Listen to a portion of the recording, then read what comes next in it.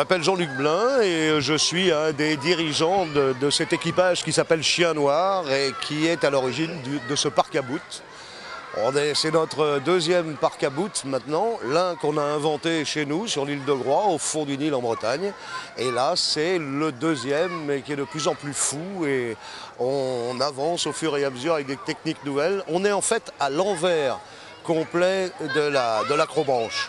Notre propos n'est pas de faire des parcs de commando, notre propos est de faire ce qu'on entend maintenant, des hurlements de joie et non pas des hurlements de peur, et d'avoir aussi bien les parents et les enfants qui peuvent ensemble évoluer, jouer, sans notion de compétition, sans à aucun moment se dire que ça c'est quelque chose qui est fait pour être meilleur que l'autre et tout. Non, c'est simplement de la convivialité et de la liberté, tout simplement.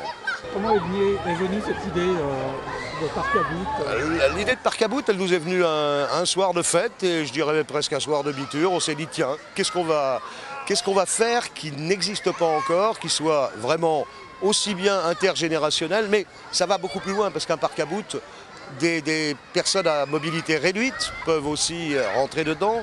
Nous, chez nous, sur notre île, on a essayé avec des aveugles qui ont des sensations nouvelles. Enfin, on voulait créer quelque chose de nouveau qui fonctionne. Et en plus, Cédric Chauveau, qui est le concepteur et créateur même, avait déjà fait le radeau des cimes, donc ce qui se pose sur la canopée. Donc le jeu des filets, c'est une conception qu'il connaît bien. Puis c'est quand même lui qui, pendant 20 ans, a grillé tellement de bateaux de course que les bouts, il connaît un peu. Voilà.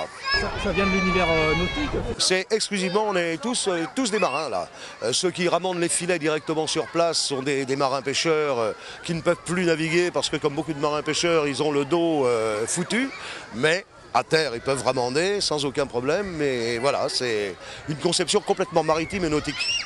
Comment vous êtes arrivé jusqu'à Montreuil? Il n'y a pas la mer là, à Montreuil. Par un hasard absolument extraordinaire, Dominique Voynet est un jour passé par Groix, a vu le nôtre de parc et s'est dit mais ça c'est vraiment pour tout le monde, et un appel d'offres a été lancé auquel on a répondu et puis bon bah voilà, et on a fait ça. Bah, c'était facile, on est les seuls à faire ce genre de choses là en France. Et il va faire des petits ce parc? J'espère, oui. A priori oui. A priori oui. Il y en a d'autres qui sont prévus en Martinique, en Guadeloupe, sur l'île Dieu, enfin voilà. Très bien, merci.